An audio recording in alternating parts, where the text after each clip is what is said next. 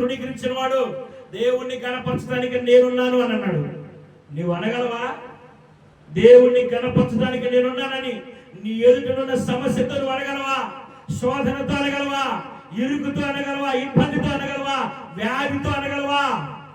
ఈ మధ్యాహ్న సమయంలో దేవుడు ఆయన యూదుడు క్రీస్తు అని ఏ భేదము లేదు, ఒకే ప్రభు, అందరికి ప్రభు అయింది.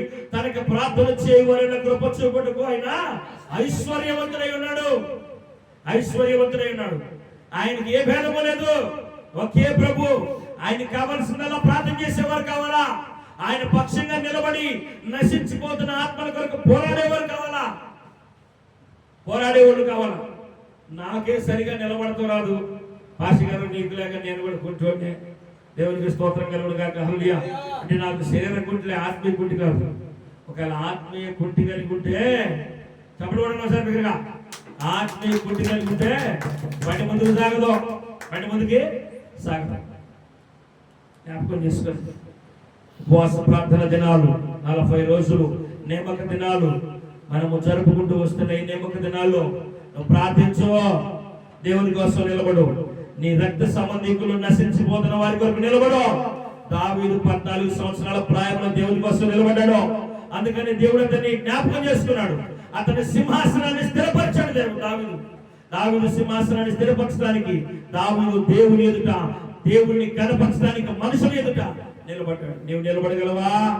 మనుషుల దగ్గరికి వచ్చినాక, అధికారుల దగ్గరికి వచ్చినాక, లేదా పెద్దల దగ్గరికి వచ్చినాక, ఇరుగు పొరుగు వారి దగ్గరికి వచ్చినాక బిగ్గరగా ప్రార్థన చేస్తే ఏమని అనుకుంటారేమో, దేవుని గురించి చెప్తే ఏమని అనుకుంటారేమో, ఏమని అనుకుంటారు.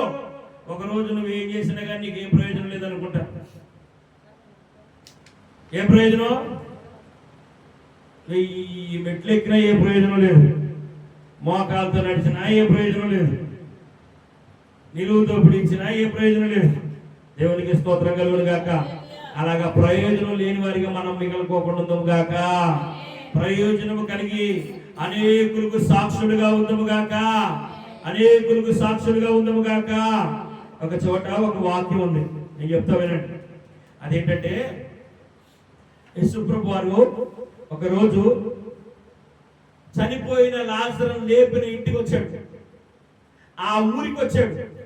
ఎప్పుడైతే చనిపోయిన లాజరును లేపిన ఆ ఊరికి వచ్చాడో అక్కడ ఉన్న ఆ చుట్టుపక్కల గ్రామాల వాళ్ళందరంట యేసు ఎవరో చూడబోరిన ఎంతైతే ఆశ ఉందో అంతకు మించి మరొక ఆశ ఏంటంటే మనుషులకి చనిపోయి తిరిగి లేచిన లాజరును చూడాలని ఆశ ఉందంట. మీకు అర్థమవుతుందా? యోహాను సువార్తలో రాయబడింది, చనిపోయిన లాజరు చూడాలని ఆశ కలిగి అనేక గ్రామాల నుంచి, పట్టణాల నుంచి, పల్లెల నుంచి ప్రజలు తండోపతండాలుగా వచ్చారంట. ఎందుకు? చనిపోయిన లాజరు, మృతి పొందిన లాజరు తిరిగి లేచాడు. నీ జీవితంలో, నీ కుటుంబంలో ఆత్మ సంబంధమైన మృతమైపోయిన నశించిపోతున్న ఆత్మలను తిరిగి నువ్వు గనక రక్షణలోకి నడిపితే ఏమంటారు? మరొక జన్మ అంటారా లేదా? చెప్పండి. మీకు ఎన్ని పుట్టినరోజులు ఉన్నాయి? అమ్మా చెప్పండి. మీ తల్లి గర్భంలో మీరు జన్మించిన జన్మ ఒకటి, రెండోది ఆత్మీయంగా మీరు జన్మించిన జన్మ. కనుక ఆ రోజు లాజరు చూడడానికి వచ్చారు కదా, ఆయన 2 సార్లు తిరిగి లేచాడు. ఒకసారి తిరిగి లేచాడు చనిపోయి. ఇప్పుడు నేనేమంటానంటే అలాంటి మరణపు ముళ్ళును విరిచి మీరు కూడా క్రీస్తులో జన్మించారు. మిమ్మల్ని చూడటానికి కూడా అట్లా రావాలా, మీ ప్రార్థన కోసం అట్లా రావాలా, మీ ముఖ దర్శనం కోసం అలా రావాలా. చదువుమా. కాబట్టి యూదులలో సామాన్య జనులు ఆయన అక్కడ ఉన్నాడని తెలుసుకుని యేసును చూచుటకు మాత్రమే కాక మృతులలో నుండి ఆయన లేపిన లాజరును కూడా చూడవచ్చిరి. అందును బట్టి యూదులలో అనేకులు యేసునందు విశ్వాసం ఉంచిరి గనుక ప్రధాన యాజకుడు లాజరును కూడా చంపడానికి, లాజరునికి లాభం లేదు. లాజరు బ్రతుకుంటే వినండి, లాజరు బ్రతుకుంటే దేవుని సువార్త ఎక్కువైపోయింది. యేసుని చూడాలనే జనం ఎంతమంది వచ్చారు, లాజరుని చూడాలని అంతకంటే ఎక్కువ వచ్చారు. నా యందు విశ్వాసం ఉంచువాడు మరి ఎక్కువ కార్యాలు చేస్తారన్నాడు కదా ఆయన. అట్లాగే యేసు ప్రభు చూడాలనుకునే జనం కంటే కూడా లాజరుని చూడాలనే జనం ఎక్కువ వచ్చారంట. లాజరుని చూసిన వారు ఆయన యందు విశ్వాసం ఉంచారంట. ఇక్కడ మాటలు ఏమి లేవు, సువార్త ఏమి లేదు, ప్రకటన ఏమి లేదు, నాకులాగా అరవటాలు ఏమి లేవు, గొంతు బలగొట్టుకోవటాలు ఏమి లేవు. సాక్ష్యం ఊరక సజీవుడై నిలబడ్డాడు అంతే. ఆయన నిలబడిన విధానాన్ని చూసి ఎంతో మంది ప్రభువునందు విశ్వాసం ఉంచారంట. మీకు అర్థమవుతుందా? దేవుడు నిన్ను నిలబెట్టిన విధానాన్ని చూసి అనేకులు ప్రభు సన్నిధికి తండోపతండాలుగా వచ్చుదురుగాక. ఆ విధంగా నిలబడాలని నీకుందా? ఆ విధంగా నిలబడాలని నీకుందా? ఇదిగో లాజరు నిలబెట్టడానికి తన యొక్క సహోదరులు బాగా కష్టపడ్డారు, ఏడ్చారు, ప్రలాపించారు. అట్లాగా నీవు గనక నీ కుటుంబంలో నశించిపోతున్న ఆత్మల కొరకు ప్రయాసపడి ప్రభు సన్నిధిలో ఏడిస్తే, ప్రభువా నువ్వు ఎక్కడున్నావు? ఇదిగో నా తమ్ముడు లాజరు రోగి అయి ఉన్నాడు, నువ్వు రా.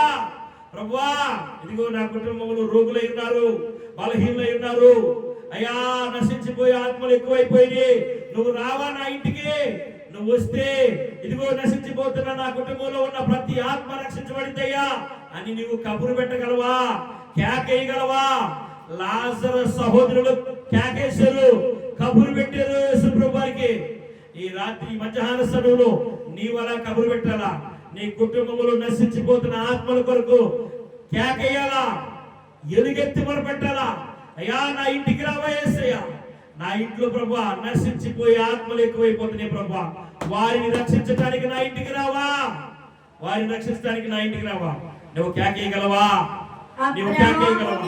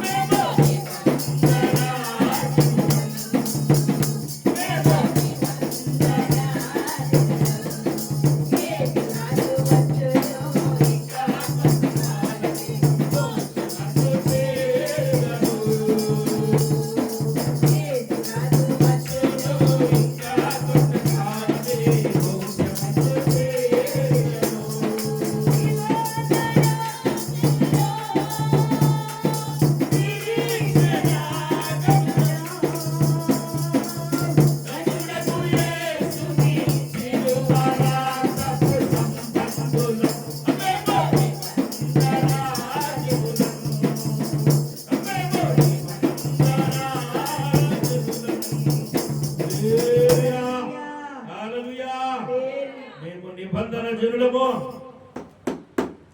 గనుడగు యేసుని సిలువ రక్తపు సంబంధం. ఈ కేక నీకు కావాలా? ఈ కేక నిన్ను రక్షించింది, ఈ కేక నిన్ను రక్షించింది. నేను వాక్యం ముగిస్తున్నాను. ఈ రోజు ముఖ్యాంశము ప్రభు నీతో మాట్లాడిన మాట. ఆయన ఏమంటున్నాడంటే, దావీదు ఇంతగా నన్ను హెచ్చించుటకు నేనే పాటు ఉన్నాయా? నా కుటుంబం ఏ పాటిదయ్యా? నీ కుటుంబాన్ని అంతగా హెచ్చించాలనుకుంటున్నాడు, నీ కుటుంబాన్ని అంతగా హెచ్చించాలనుకున్నాడు. ఎంతగా నీవు హెచ్చించబడాలి అంటే దావీదు అంటున్నాడు, అయ్యా బహుకాలము గడిచినాక నా సంతానానికి నువ్వు దాచి ఉంచిన మేలు ఎంతో గొప్పది. ఇంత గొప్ప మేలు పొందుకోవడానికి దావీదు ఎంత పని చేశాడంటే, ఈ స్వల్పమైన అల్పుడైన ఈ గొలియాత్ అంతా దేవుని ప్రజలను తిరస్కరించడానికి అని నిలబడ్డాడు. నువ్వు నిలబడగలవా? మీ మనస్సును కృంగపడాల్సిన అవసరం లేదు, మీ మనస్సును భయపడాల్సిన అవసరం లేదు. మీ పక్షాన్ని నేనున్నా, నేను యుద్ధం చేస్తానన్నాడు సౌలు దగ్గరికి వెళ్ళి. నువ్వు వెళ్ళి నీ అన్నదమ్ముల దగ్గరికి వెళ్ళి, వాళ్ళు బాధల్లో ఉన్నప్పుడు, వారు ఎవరైనా వ్యాధి కలిగి ఉన్నప్పుడు, వారి కష్టం కలిగి ఉన్నప్పుడు, వారు ఎటు తోచగా ఉన్నప్పుడు, వారు ఏం చేయాలో తెలియక ఏదో ఒక మార్గాన్ని పరుగులెడుతూ ఉన్నప్పుడు, ఇది కాదురా నాయన మార్గము, నీకు మార్గం నేను చూపిస్తారా అని నువ్వు చెప్పగలవా? చెప్పగలవా? నువ్వు చెప్పగలిగితే నీ కుటుంబము దావీదు కుటుంబములాగా ఆశీర్వదించబడును గాక. అప్పుడు నీవు దావీదు కుటుంబంలాగా ఆశీర్వదించబడడానికి, దావీదు సింహాసనము స్థిరపరచబడినట్లుగా దేవుడు నీ కుటుంబాన్ని తన సన్నిధానంలో స్థిరపరచునుగాక. నేను బిగ్గరగా చెప్పడానికి ఊపిక లేదా? స్థిరపరచునుగాక. బిగ్గరగా చెప్పడం జన్మబడతాం. హల్లెలూయా, హల్లెలూయా.